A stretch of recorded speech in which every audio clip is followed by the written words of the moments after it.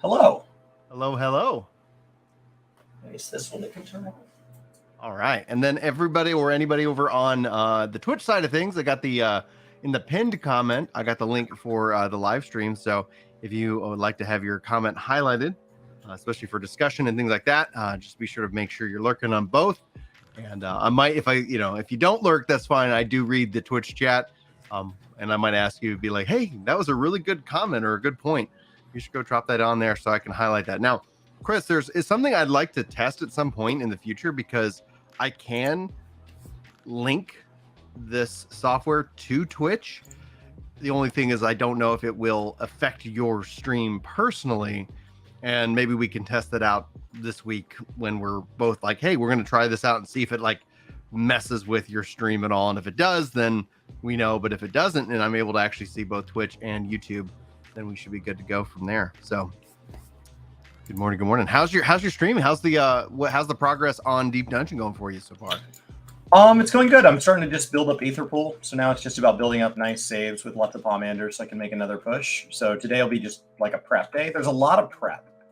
There's a lot of just like the grind portion. So it's kind of like a relic in that way where there's these big payoff moments, but you've worked very hard to get there.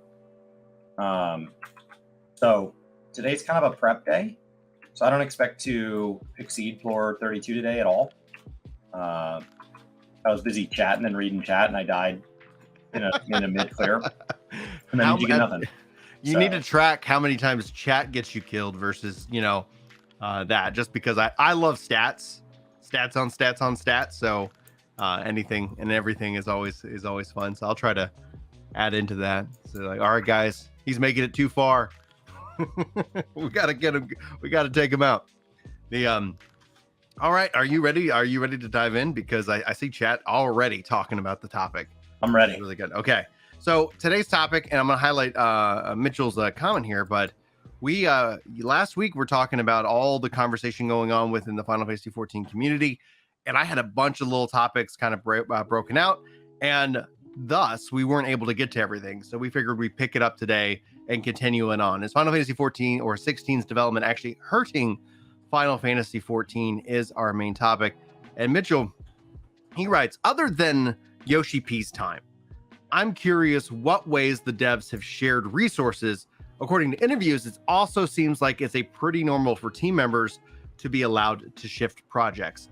And I would echo, it's actually, I think, critical for them to be allowed to shift projects. Because just imagine you being at work, not happy because you'd like to do something other than what you're constantly working on for years and years and years.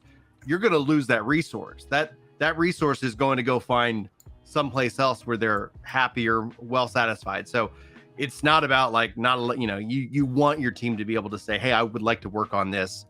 And that's essentially a really healthy sign of a company that's willing to continue to develop resources that can kind of fall in and fill that gap. But what do you think, Chris? Is Final Fantasy 16, is the development hurting Final Fantasy 14? This is what we've seen echoed online like all last week. So the only reason this is coming up is because there's people that are unhappy with 635. Because this kind of Final Fantasy 14, Final Fantasy 16 tax, as it's kind of been referred to, where there's additional, either we're borrowing people, we're taking people, people are splitting their time. It's a tax on Final Fantasy 14's content to produce Final Fantasy 16.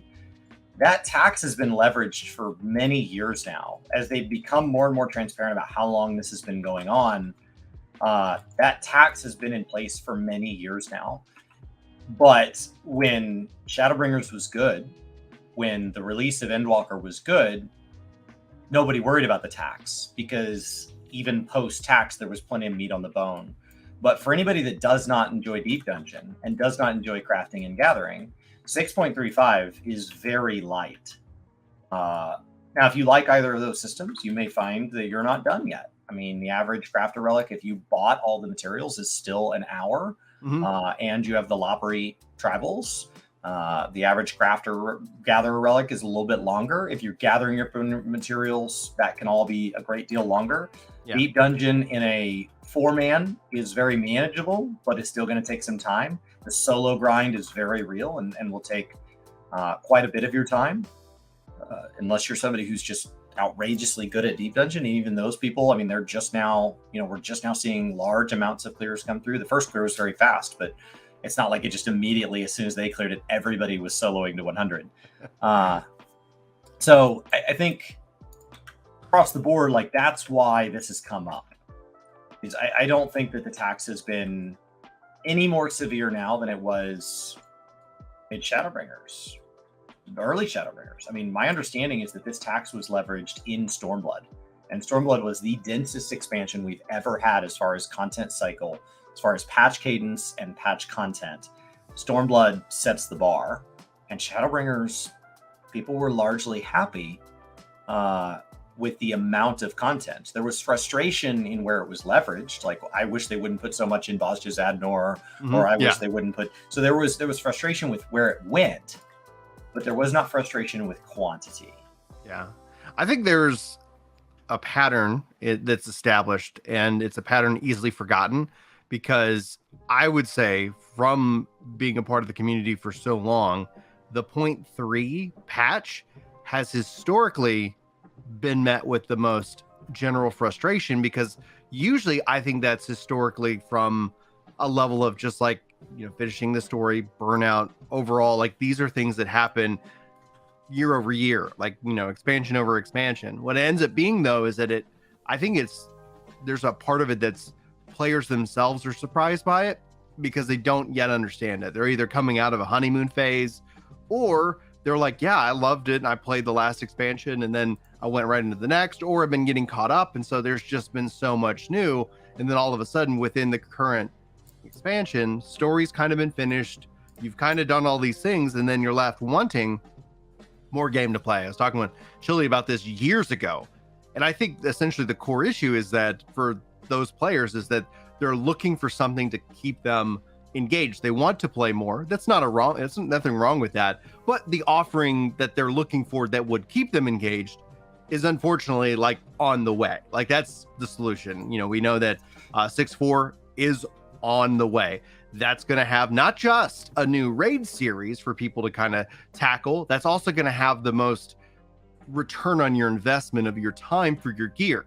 So if you're pouring in so much time into the O's, the 2s, that obviously offsets with the 1s and the 3s, you're going to end up feeling like, oh, all that work is kind of reset, and now the 4s is going to take you all the way into the next expansion and more, unless for some reason they change up that process. And then year over year, I feel like the loudest voices on this are the veterans, and that frustration and that pattern is just like, well, that's the pattern. Now, there are, I feel, some things missing as a non-player anymore, right? One of the things I would call back to is we've also seen them do various different collaboration events, usually around this time. This is where you got the Rathalos fight-ish. This is also when you maybe saw the Yokai Watch come back, ish. We've seen that, return. And sometimes those events also can kind of give that player that sense of connection. And we're not necessarily seeing that. We haven't really seen any collaboration event within the World of 14. So there are things that maybe somebody was looked to, or maybe that just kind of helped, as a kind of an aloe to the burn, ended up just kind of being a good, placement. We do know the Moogle, treasure trove event is going to be on the way, and you most likely have the date already for the Moogle event, as we're getting ready to start into that next cycle. But I think the other side of this, and I'd love to know your thoughts, and also make sure we highlight some of the comments from Chad, is that from a marketing perspective, the marketing and the news and the information is going to be 16 driven. We know that Yoshi P's got Koji, he's got Soken. The team that built Heavensward is the team that's building 16. We know that those are those resources, and they can ebb and flow within the projects themselves. And I'm glad that that team is getting the crack at 16. But it's going to be interesting, because 16, I think, no matter what, being that it's only on PS5, it's going to have there's going to be some frustration. So we're going to probably see this topic and this frustration kick in again sometime after the hype of 16 kind of wears off. What do you think? I think that's the other part of this, is like, this feels like 6.35 kind of stubbed the community's toe. and that absolutely hurts. And like, it would absolutely be a reason for me to say foul language and shout at the moon. But I know it's going to pass. Like, I know that if you just stubbed your toe, you didn't like rip the toenail off or anything like that, that an hour from now it's going to be fine. Yeah. You know, you didn't break anything. It just hurt. And it's valid to say that this hurt. It's valid so that they can listen to that. But when we were talking about it this morning on stream, you know, there was kind of this question of like, is it sustainable? Is there something wrong? Do we need to be concerned of something bigger, more systematic? Was kind of the general sentiment. And I would say no, because it's one patch. And we know what odd numbered patches are, and we know what even numbered patches are. And all of this is going to blow over when it's 6.4 and we're staring down the barrel at FanFest. The 6.3 cycle is also a time that it can feel really emotional because we don't have anything better to talk about. And so it's when you start getting streamers arguing about chairs. It's when you start having twitlongers about 2 healers in one 8-man group that becomes a discussion point across the internet. And all of that is like, it would mean nothing if we'd gotten a new job reveal at the same time. And so like come 6.4, even if the content was of identical quality, identical quantity, and was focused at the same players, because the people who don't like Deep Dungeon aren't necessarily the people who don't like what'll come in 6.4. If you like Savage and not Deep Dungeon, that's a valid way to play this game. But that makes 6.3.5 very frustrating, and that makes 6.4.1 very exciting. And so it's going to vary. Everybody is in some stage of, I like this thing. I wish this thing was different. I don't care about that thing. And it's rotating which people are upset. It's just right now, it really, 6.3.5 is really honed in on a couple of play styles. And if you don't fall into one of those buckets, then you're stuck with 6.3. And 6.3 really honed in on a couple of play styles. But when we get into the 6.4 cycle and we go back to supporting Island Sanctuary, we go back to supporting Criterion, the trust system starts finishing. For people that want to do re-story clears, that'll be MSQ of Stormblood. So we'll be almost done with duty support, being all the 4-mans. We'll have new MSQ again. We'll have new normal raids again. We'll have new Savage again. We'll have updates to all these systems. We're looking down at some point. We believe we're getting more Blue Mage.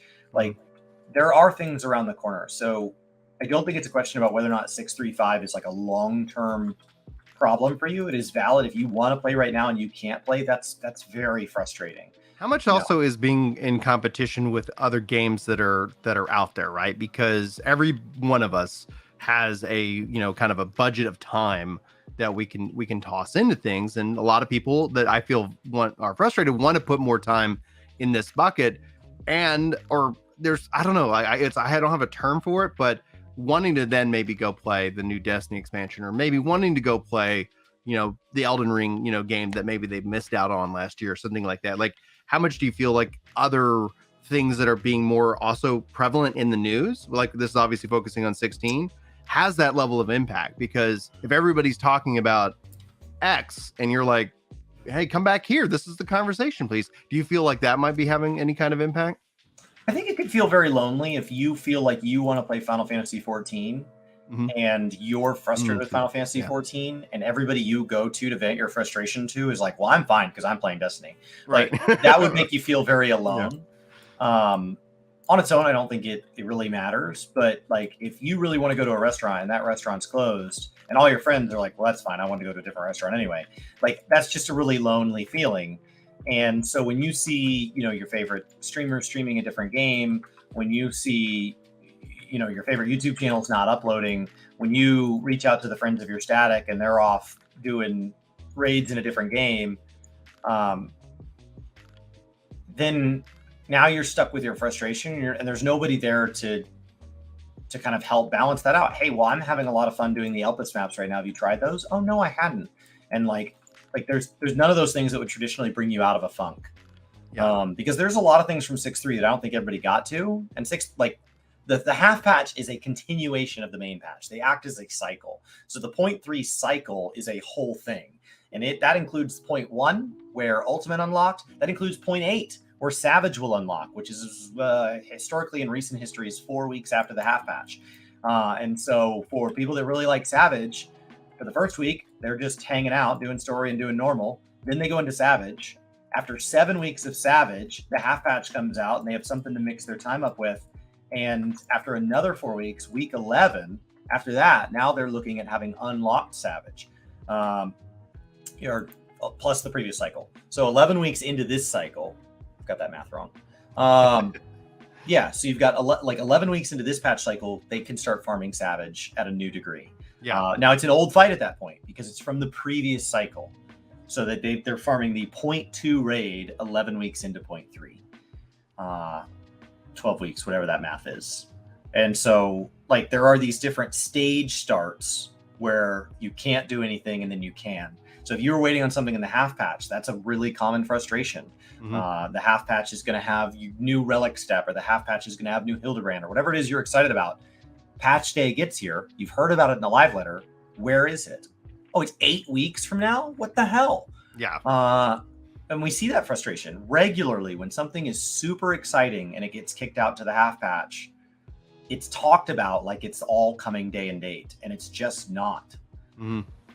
Now, Austin brings up this point, and we're going to jump into the comments here.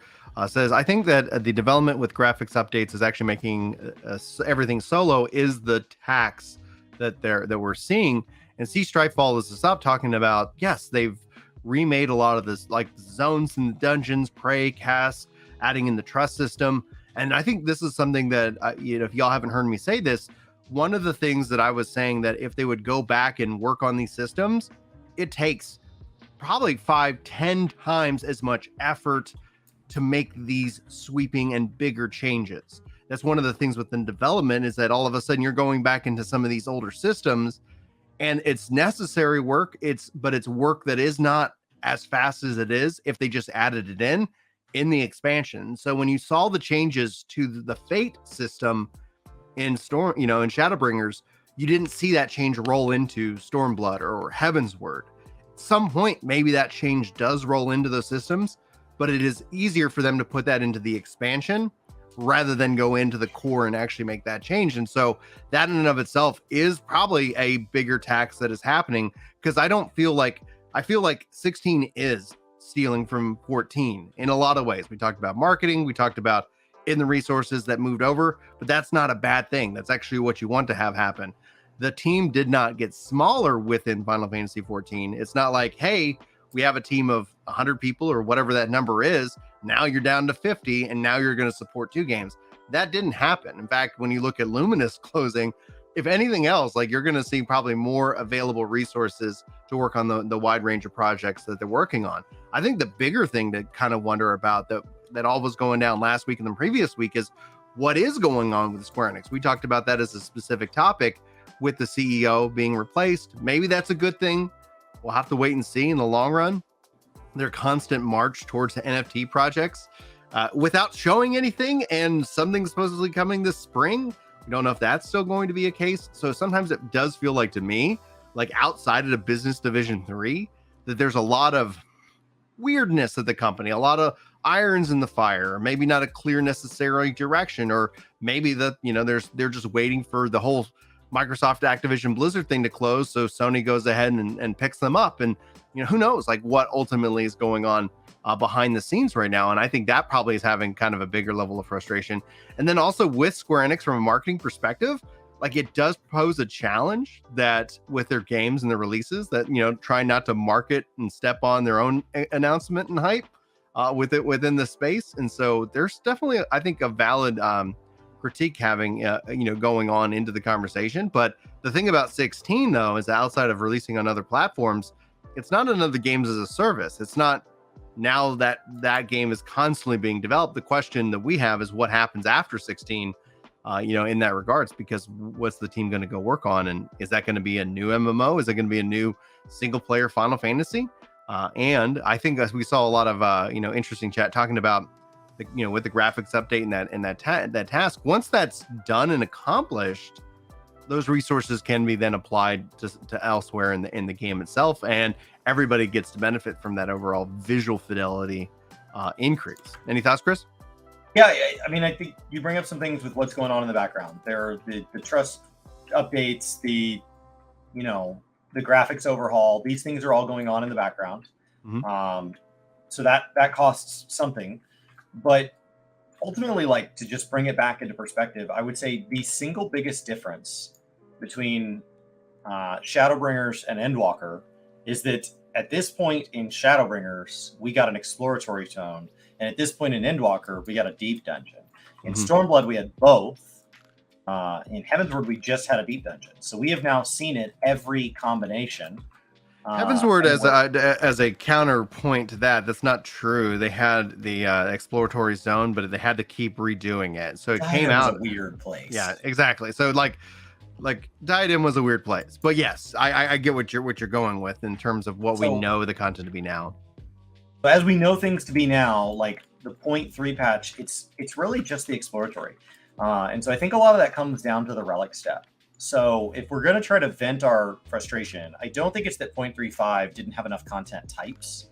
I think it's that we had to grind the exact same currency and not in a crazy quantity for both of the relic steps thus far. If the average person came up with, a certain amount of seals from hunts or bicolor gemstones from fates or something like that while farming up 1,500 tomes of astronomy, and they had literally just swapped the currency, I think this whole thing would feel better. The fact that it is literally an identical step feels lazy.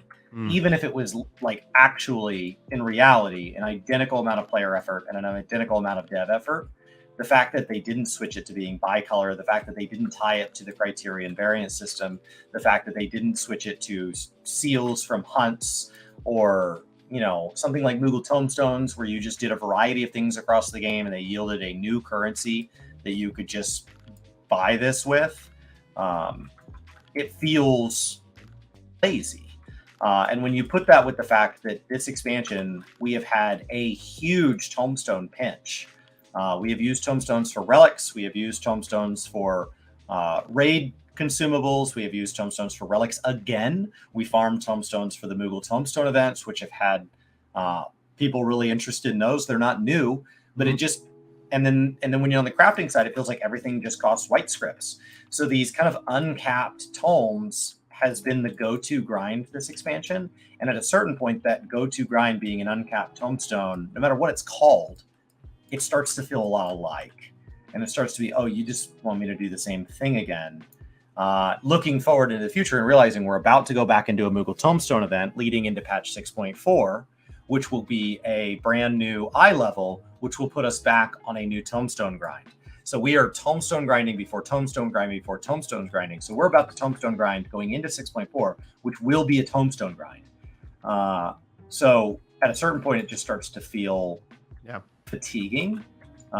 So I would say that's the other note on this. Is like it's fair to note what's going on in the background, but also note that like we as the players are also just tired. It wouldn't matter what they gave us. If it's another Tomestone grind, it's going to be lackluster. Yeah, and usually what ends up happening after this fatigue, just general player exhaustion, is you get the 0.4 patch and then you kick on the 7.0 hype, because all of a sudden that's where the focus is, because they are working on 7.0. They are working on all of these various different things. And that apparently is going to obviously kick in. You're going to get the trailers. You're going to get the hype. You're going to get the speculation. You're going to get the discussion. What jobs? Okay, what do we think it is? What's Yoshi P's shirt, etc. So then it just kicks into that season, that bigger hype fest. And one of the things that just from an analytics perspective alone, every year, you put whatever number in point of that 0.3, and you're talking about the lowest numbers overall, which is a part of the problem that Chris and I have talked about for years. Is the incentive structure within the YouTube, within the algorithms themselves, and the increasing time between the patches now just gives that opportunity for that, that FFXIV drama, to become the be all end all. And I even seen people like, why do we always talk about the drama? Like, that in and of itself is the same thing, complaining about the drama posts, making the drama posts, like it's all attention. It's all that sense to be like, this is what is being talked about. This is what the feeling is. And I don't have a solution for it unless we decided to completely fundamentally change how all these algorithms truly impact our lives. But it is, it is almost, you could set a watch to it. I mean, Chris has a spreadsheet, and the joke I made this morning while he was kind of talking about the whole chair scenario was literally you could actually probably make a category in your spreadsheet to predict like when is the drama going to hit the fan, which is and- Wednesday. yeah, which is Wednesday. It's like absolutely. So that's it's weird because this isn't a 14 issue. In that case, that becomes a bigger thing. Talking with Joker about that regarding Destiny, it's like it becomes just an issue within these persistent games that have these patterns, and the frustration of new players and veteran players, the honeymoon phases, and so the defenders and the attackers. It is almost kind of like this dance that we continue to have on and on and on. It's nice that the content's optional. It's nice that the game is meant to welcome you to drop in and out. It is frustrating that the occasional bad patch cycle, 7 or 8 months ago, I made a video, and in that video, as a point of example, I said, imagine there's a patch cycle that's not your thing. And as an example, so that I could talk more like down here on Earth with real examples, I just picked a patch out of my spreadsheet at random. I didn't say it was a good or bad patch. I just said, let's use this one as the hypothetical because it's real and we can talk about what's in it. And people were like, but that wasn't a bad patch. And it's like, okay, well, now we're in one that people do feel is bad. So this is a much better example. So as 6.35, if it is a bad cycle, what's frustrating about that is if you don't want to take breaks, being told that you can drop in and out is not the same. You're being told to drop in and out. You're being told, no, you should just take a break right now. I don't want to take a break. I want to like the game. Why aren't you letting me like the game? So I think people's feelings are very valid. I would say that make sure you've tried all the content. People who have not cleared the first 30 floors of Eureka Orthos, people who have not tried ever a crafting relic, people who have not tried ever a battle relic, have never completed Hildy. They've never done a tribal quest, especially any of the crafting ones. Go give Lopper Eats a shot. So I would say before you quit, I understand it's frustrating that you walked into the restaurant and they don't have the favorite thing you want to order, but try ordering something different before just walking out the door mad. It's possible there's a silver lining to this, that you end up liking something you never knew you liked. But, the great thing about Final Fantasy XIV is to know that the pain can only last so long. It's only a stubbed toe with Final Fantasy. There are MMOs that sometimes go a year without patches or more. And just imagine if the patch cycle was something that you didn't like and then you had to wait a year. That's not to make you feel better, but it is to kind of put in some perspective that this pain is fleeting. Come 6.4, it's a new set of things to like and dislike. And come 6.45, it's a new set of things to like and dislike. And then we move into FanFest. So now you start having reasons to be excited about Final Fantasy that aren't even gameplay. Yeah, 100%. The thing that'll be interesting, and my feedback always ends up being, I wish that there was more synergy within the systems. And I think that is essentially where, when you start to think about why should I do these, chat's brought up like the tombstone cost and things like that. There are some synergies. You can do this content and get this currency and use that currency to achieve whatever this goal is, week over week, month over month. But ultimately, when it comes like Deep Dungeon and all these things, to have and again, the idea was always what happens if you just were given off a reward for every quote unquote level you get post level 90, just as a way of the system in and of itself isn't giving you power, but it's just there, things that are happening. You have this easily transmutable kind of flow between all these different systems, that way you can choose the content that you enjoy the most. And if you won the grind on that as this option, then you had that ability. And Chili says, I kind of want to make a drama video and set it to publish later on in a few months, just to see if it gets the date right. That's a funny thing to try and predict what the drama was. I would not have guessed there would be drama over Lalafell chairs. And that in and of itself, when I was learning about that this morning, I literally almost did a spit take over my computer just because I was like, interesting. Honestly, it's if that's our problem, a chair, then I think life's pretty dang good.